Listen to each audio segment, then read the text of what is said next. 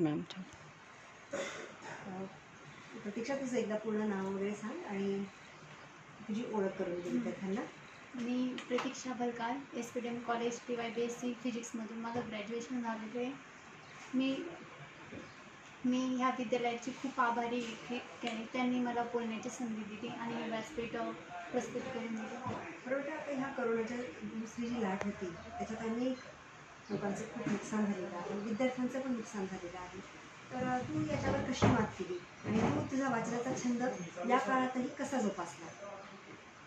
प्रथम तर मी तुमच्या मॅडमांचे आभारी आहे, कारण त्यांनी मला क्षणोक्षणी प्रोत्साहन केलं. ह्या करोनाच्या काळात नेटवर्क असायचं नाही, खूप म्हणजे त्रास झाला आम्हाला.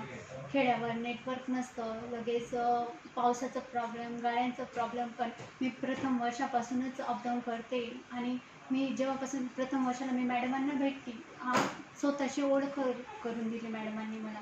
पुस्तक म्हणजेच हेच ग्रंथ, हेच गुरु, हे खरंच आहे नक्की. आणि ते प्रत्येकाच्या जीवनात असतं आणि माझ्या जीवनात मॅडमांचा खूप मोठा आभार आहे. आणि मी करोनाच्या काळात खूप मोठ्या प्रमाणात मॅडमांनी मला व्हॉट्सअपद्वारे असेल किंवा प्रत्येकाला कोणती स्पर्धा असेल लगेच सहभाग. आता करोनाच्या काळात शिवजयंती होती तरी मॅडमांनी आम्हाला प्रोत्साहन म्हणून ऑनलाईन व्हिडिओ करून मागितले आणि ऑनलाईन पुस्तकांची आम्हाला लायब्ररी उपलब्ध करून दिली. त्याबद्दल खूप मनुष्य धन्यवाद.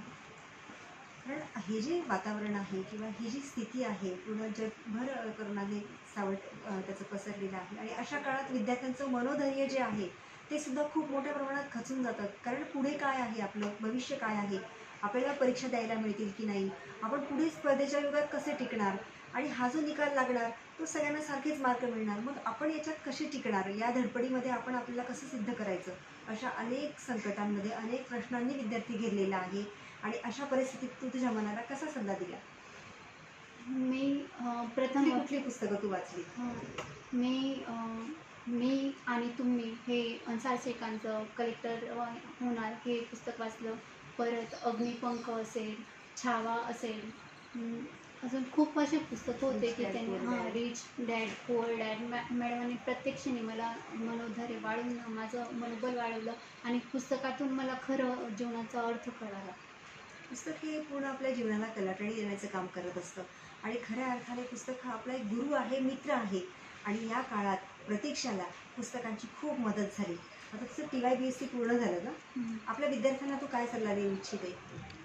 मी त्यांसाठी हेच सांगू इच्छिते की मॅडमांच्या सदर सानिध्यात राहायचं. आणि पुस्तक म्हणजे आपला गुरु आहे आणि त्याच्या दृष्टीने एक पुस्तक आपल्या जीवनाचा क्षण कलाटणी होऊन परत करू शकतो आणि आपलं जीवन सामर्थ्य बनवू शकतो.